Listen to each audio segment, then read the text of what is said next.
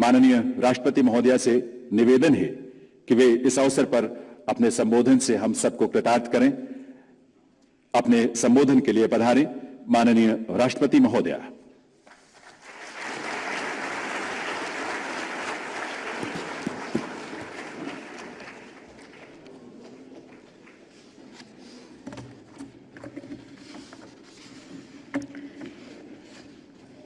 इस पुरस्कार समारोह में उपस्थित केंद्रीय संस्कृति मंत्री श्री जी किशन रेड्डी जी, संस्कृति राज्य मंत्री श्री अर्जुन राम मेघवाल जी, अध्यक्ष संगीत नाटक एकेडमी डॉक्टर संध्या पुरेचा जी, गणमान्य अतिथियों, देवियों और स्वजनों और सभी कलाकारों, सभी को मेरा नमस्कार।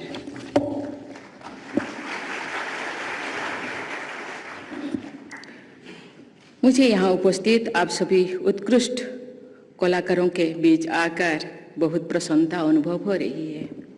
मैं एकेडमी रत्न और एकेडमी पुरस्कार से सम्मानित किए गए सभी कलाकारों और कलाविदों को बहुत बहुत बधाई देती हूँ। मुझे बताया गया है कि ये पुरस्कार परफॉर्मिंग आर्ट के क्षेत्र में सर्वोच्च राष्ट्रीय सम्मान है। अतः इस उपलब्धि के लिए मैं सभी पुरस्कार विजेताओं को विशेष बधाई देती हूँ।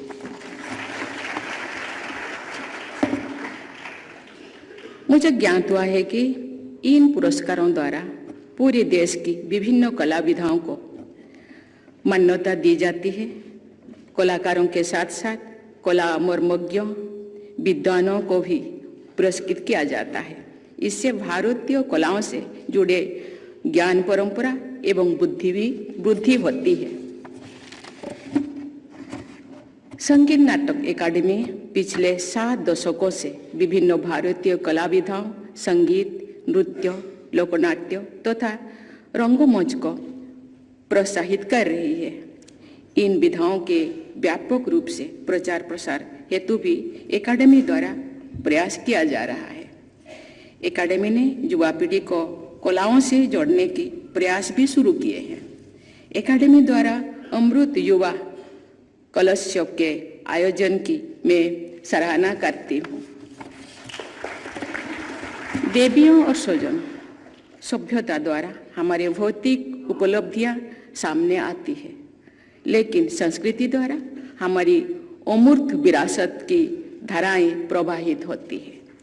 संस्कृति द्वारा ही किसी देश की वास्तविक पहचान होती है।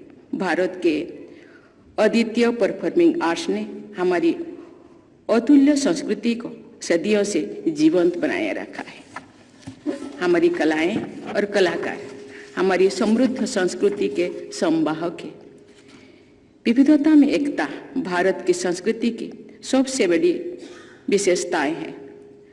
असम के बिहू नृत्य से लेकर केरल की कथकली तक, पूर्व में छऊ से लेकर पश्चिम में गरबा तक, नृत्य विधाओं में हमारी संस्कृति की इंद्रधनुषी छटा दिखाई देती है। यही विशेषता अन्य कला विधाओं के विषय में भी उतनी ही सार्थक है। सभी देशवासियों को इस तथ्यों पर गौरव होना चाहिए कि हमारे देश में कला की सबसे प्राचीन और सबसे श्रेष्ठ परिभाषाएं और परंपराएं विकसित हुई है। भरत मुनि और आचार्य अभिनव गुप्त जैसी विभूतियों ने प्राचीन काल में ही कला तथा साहित्य के स्वरूप और उद्देश्यों के विषय में जो विचार व्यक्त किए और सदैव प्रासंगिक बने रहेंगे। आधुनिक युग में हमारे सांस्कृतिक मूल्य और अधिक उपयोगी हो गए हैं। आज के तनाव तथा संघर्ष से भरे युग में भारतीय कलाओं द्वारा मानसिक शांति और सौहार्द का प्रसार किया जा सकता है। भारतीय कलाएं भारत की सॉफ्ट पावर का भी सर्वोत्तम उदाहरण है। जिस तरह हवा और पानी जैसे प्राकृतिक उपहार मानवीय सीमाओं को नहीं मानते, उसी तरह संगीत नाटक जैसे कला विधाओं भी भाषा तथा भौगोलिक सीमाओं से ऊपर होती है। भारत रत्न के से सम्मानित MS शुभलक्ष्मी, पंडित रविशंकर, उस्ताद बिस्मिल्लाह खान, लता मंगेशकर, पंडित भीमसेन जोशी और भूपेन हजारिका के संगीत की शक्ति किसी भाषा या भूगोल से बाधित नहीं होती है। उन्होंने अपने अमर संगीत से भारत ही नहीं पूरे विश्व की संगीत प्रेमियों के लिए अमूल्य विरासत छोड़ी है। लगभग 450 वर्ष पहले अपने संगीत की अमृत धारा प्रवाहित करने वाले संगीत सम्राट तानसेन के संगीत के चमत्कार को सभी जानते हैं और उनसे जुड़े कहानियां भारत के जनमानस में आज भी प्रचलित है। ऐसी कला विभूतियां हमारी संस्कृति की महानता के सर्वोत्तम प्रतीक है। भारतीय परंपरा में कला को ईश्वर का वरदान माना जाता है। लास्य और तांडव नृत्य करने वाले भगवान शिव, वीणावादिनी देवी सरस्वती तथा मुरलीधर श्री कृष्ण भारत के जनमानस में कला के दैवी प्रतीक है। इसी तरह महान संत परंपराओं में भी भक्ति और संगीत का संगम होता रहा है।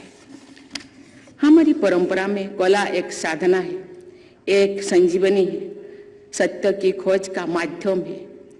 कला द्वारा उपासना, अर्चना और स्तुति की जाती है। लोक कल्याणकारी भावनाओं का प्रसार किया जाता है। जो सुंदर है उसकी प्रतिष्ठा की जाती है। प्रकृति का सम्मान किया जाता है। नई फसल का स्वागत किया जाता है। शास्त्रीय विधाओं के साथ साथ लोक तथा जनजातीय कलाओं के मूलभूत आदर्श एक जैसे ही रही है। सामूहिक उल्लास और एकता को भी हमारे नृत्य और संगीत द्वारा अभिव्यक्ति मिलती है। मैं देखती हूँ कि हमारी भाषाओं की विविधता और क्षेत्र की विशेषताओं को हमारी कलाएं एक सूत्र में जड़ती है। देवियों और स्वजनों, कुछ दिन पहले महाशिवरात्रि के शुभ अवसर पर तमिलनाडु में पूजा अर्चना के माध्यम के रूप में संगीत और नृत्य की सुंदर प्रस्तुति मुझे देखने को मिली। देश विदेश के लोग बड़ी संख्या में आध्यात्म और कला के रस में एक साथ डूबे हुए थे।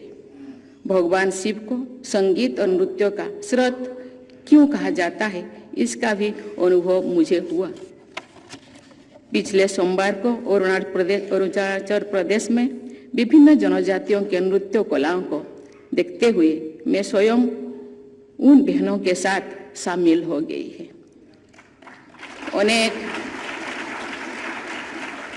अनेक अवसरों पर विभिन्न राज्यों में मैंने अपनी बहनों के साथ शामिल होने की आनंद का अनुभव किया है। ऐसे अवसर पर एक विशेष ऊर्जा और स्नेह के भाव का संचार होता है। मैं अपनी देश की अद्भुत कलाओं को नमन करती हूँ। देवियों और सज्जनों, आज सम्मानित कलाकारों को मैं एक बार फिर बहुत बहुत बधाई देती हूँ। मुझे विश्वास है कि आप सब विभिन्न कला परंपराओं को आगे बढ़ाएंगे तथा आने वाली पीढ़ियों को भी इन कलाओं के साथ जोड़ेंगे। आप सबके और हमारे देश की उज्जवल भविष्य के लिए मैं आप लोगों को बहुत बहुत शुभकामनाएं देती हूँ। मैं यहाँ बैठे हुए 2 मंत्रियों को और कला संस्कृति विभाग के बहन को मैं कहना चाहती हूँ, आप आज मुझे कला के समुंदर से मिलाए हैं।